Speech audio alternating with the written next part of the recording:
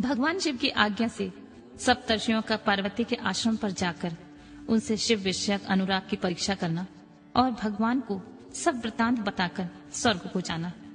ब्रह्मा जी कहते हैं, देवताओं के अपने आश्रम में चले जाने पर पार्वती की तप की परीक्षा के लिए भगवान शंकर समाधिस्थ हो गए। वे स्वयं अपने आप में अपने ही परात्पर माया रहित तथा उपद्रव शून्य स्वरूप का चिंतन करने लगे। उस ध्येय वस्तु के रूप में साक्षात भगवान महेश्वर ही विराजमान है। उनकी गति का किसी को ज्ञान नहीं होता। वे भगवान वृषभध्वज ही सबके दृष्टा परमेश्वर हैं। तात उन दिनों पार्वती देवी बड़ी भारी तपस्या कर रही थीं। उस तपस्या से रुद्रदेव भी बड़े विस्मय में पड़ गए। भक्ताधीन होने के कारण वे समाधि से विचलित हो गए और किसी कारण से नहीं। तदनंतर सृष्टिकर्ता हर ने वशिष्ठ आदि सप्तर्षियों का स्मरण किया। उनके स्मरण करते ही वे सातों ऋषि वहां शीघ्र आ पहुंचे। उनके मुख पर प्रसन्नता छा रही थी तथा वे सबके सब अपने सौभाग्य की अधिक सराहना करते थे। उन्हें आया देख भगवान शिव के नेत्र प्रसन्नता से प्रफुल्ल हो कमल के समान खिल उठे और वे हंसते हुए बोले, तात सप्तर्षियों, तुम सब लोग मेरे हितकारी तथा संपूर्ण वस्तुओं के ज्ञान में निपुण हो। तुम शीघ्र मेरी बात सुनो। गिरिराज कुमारी देवेश्वरी पार्वती इस समय सुस्थिर चित्त हो गौरी शिखर नामक पर्वत पर तपस्या कर रही है। मुझे पति रूप में प्राप्त करना ही उनकी तपस्या का उद्देश्य है। द्विजो, इस समय केवल सखियां उनकी सेवा में हैं। मेरे सिवा दूसरी समस्त कामनाओं का परित्याग करके वे उत्तम निश्चय पर पहुंच चुकी हैं। मुनिवरों, तुम सब लोग मेरी आज्ञा से वहां जाओ और प्रेम पूर्ण हृदय से उनकी दृढ़ता की परीक्षा करो। वहां तुम्हें सर्वथा छल युक्त बातें कहनी चाहिए। उत्तम व्रतधारी महर्षियों, मेरी आज्ञा से ऐसा करना है, इसलिए तुम्हें संशय नहीं करना चाहिए। भगवान शंकर की आज्ञा पाकर वे सातों ऋषि तुरंत ही उस स्थान पर जा पहुंचे जहां दीप्तिमयी जगत माता पार्वती विराजमान थी। सप्तर्षियों ने वहां शिवा को तपस्या की मूर्तिमती दूसरी सिद्धि के समान देखा। उनका तेज महान था। वे अपने उत्तम तेज से प्रकाशित हो रही थी। उन उत्तम व्रतधारित सप्तर्षियों ने उन्हें मन ही मन प्रणाम किया और उनके द्वारा विशेषतः पूजित हो वे मस्तक झुकाए इस प्रकार बोले। ऋषियों ने कहा, देवी गिरिराज नंदिनी, हमारी यह बात सुनो। हम जानना चाहते हैं कि तुम किस लिए ये तपस्या कर रही हो तथा इसके द्वारा किस देवता को और किस फल को पाना चाहती हो।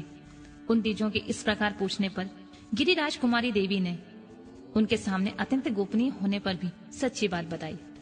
पार्वती बोली, मुनीश्वरों, आप लोग प्रसन्नता पूर्वक हृदय से मेरी बात सुने। मैंने अपनी बुद्धि से जिनका चिंतन किया है वह विचार से मैं आपके सामने रखती हूँ। आप लोग मेरी असंभव बातें सुनकर मेरा उपहास करेंगे, इसलिए उन्हें कहने में संकोच ही होता है। तथापि कहती हूँ, क्या करूँ, मेरा मन अत्यंत दृढ़ता पूर्वक एक उत्कृष्ट कर्म के अनुष्ठान में लगा है और ऐसा करने के लिए मैं बेबस हो गया है।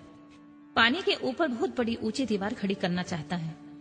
देवर्षि का उपदेश पाकर मैं भगवान रुद्र, मेरे पति हूँ, इस मनोरथ के लिए मन में लिए अत्यंत कठोर तप कर रही हूँ।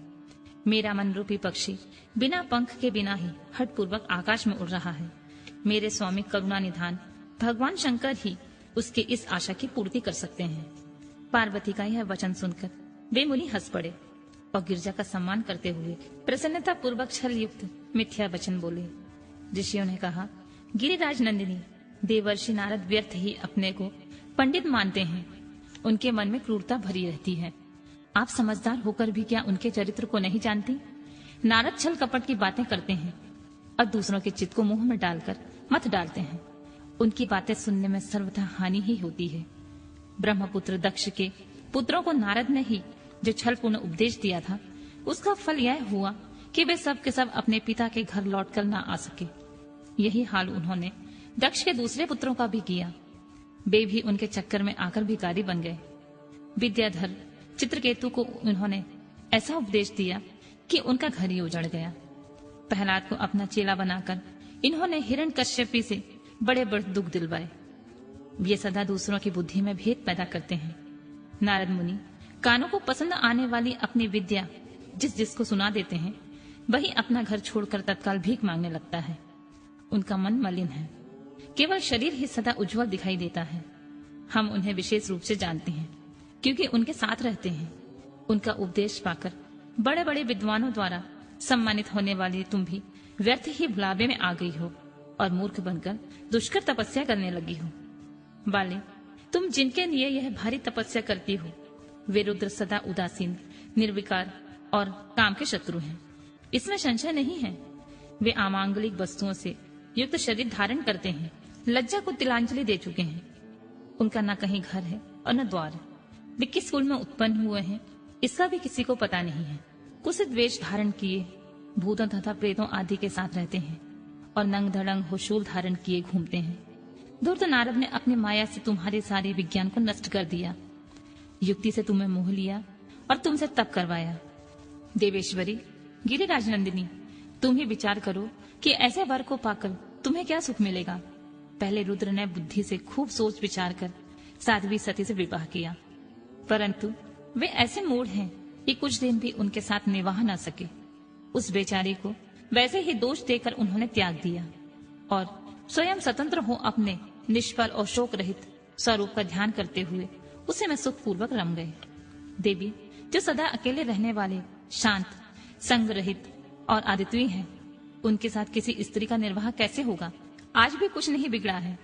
तुम हमारी आज्ञा मानकर घर लौट चलो और इस दुर्बुद्धि का त्याग कर दो। महाभागे, इसमें तुम्हारा भला होगा। तुम्हारे योग वर है। भगवान विष्णु जो समस्त सद्गुणों से युक्त हैं, वे वैकुंठ में रहते हैं, लक्ष्मी के स्वामी हैं और नाना प्रकार की क्रीड़ाएं करने में कुशल हैं। उनके साथ हम तुम्हारा विवाह करा देंगे और वह विवाह तुम्हारे लिए समस्त सुखों को देने वाला होगा। पार्वती, तुम्हारा जो रुद्र के साथ विवाह करने का हठ है, ऐसे हठ को छोड़ दो और सुखी हो जाओ। ब्रह्मा जी कहते हैं, नारद, उनकी ऐसी बात सुनकर जगदम्बिका पार्वती हंस पड़ी और पुनः उन ज्ञान विशारद मुनियों से बोली, मुनीश्वरों, आपने अपनी समझ से ठीक ही कहा है। दीजो, मेरा हठ भी छूटने वाला नहीं है।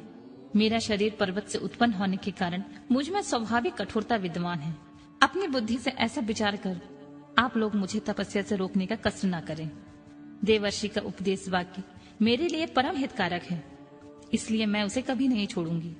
वेदवेत्ता भी यह मानते हैं कि गुरुजनों का वचन हितकारक होता है, गुरुओं का वचन सत्य होता है। जिनका ऐसा दृढ़ विचार है उन्हें इहलोक और परलोक में परम सुख की प्राप्ति होती है और दुख कभी नहीं होता है। गुरुओं का वचन सत्य होता है। यह विचार जिनके हृदय में नहीं है उन्हें इहलोक और परलोक में भी दुख प्राप्त होता है, सुख कभी नहीं मिलता। अतः दुजो, गुरुओं का वचन कभी किसी तरह भी त्याग नहीं करना चाहिए। मेरा घर बसे या उजड़ जाए, मुझे तो हट सदा ही सुख देने वाला है।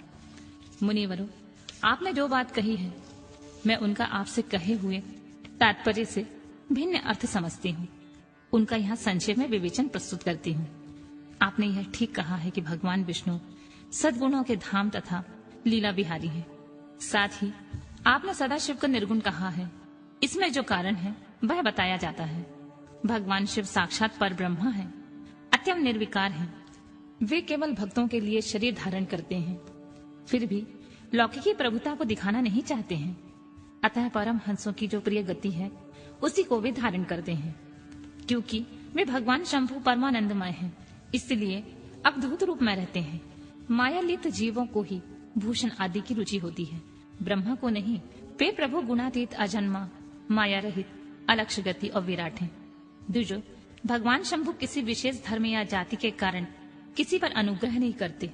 मैं गुरु की कृपा से ही शिव को यथार्थ रूप में जानती हूँ। ब्रह्मर्षियों, यदि शिव मेरे साथ विवाह नहीं करेंगे तो मैं सदा कुंवारी ही रह जाऊंगी, परंतु दूसरों के साथ विवाह नहीं करूंगी। यह मैं सत्य सत्य कहती हूँ। यदि सूर्य पश्चिम दिशा से उगने लगे, मेरु पर्वत अपने स्थान से विचलित हो जाए, अग्नि शीतलता को अपना ले तथा कमल पर्वत शिखर की शिला पर ऊपर खिलने लगे, तो भी मेरा हट छूट नहीं सकता। यह मैं सच्ची बात कहती हूँ। ब्रह्मा जी कहते हैं, नारद, ऐसा कह उन मुनियों को प्रणाम करके गिरिराज कुमारी पार्वती निर्विकार चित्त से शिव का स्मरण करती हुई चुप हो गईं। इस प्रकार गिरिजा के उत्तम निश्चय को जानकर वे सप्तर्षि भी उनकी जय जयकार करने लगे और उन्होंने पार्वती को उत्तम आशीर्वाद दिया। मुने, गिरिजा देवी की परीक्षा करने वाले वे सातों ऋषि उनको प्रणाम करके प्रसन्नचित हो शीघ्रता ही भगवान शिव के स्थान को चले गए। वहां पहुंचकर शिव को मस्तक नवा उनसे सारा वृतांत निवेदन करके उनकी आज्ञा ले वे पुनः सादा स्वर्गलोक को चले गए।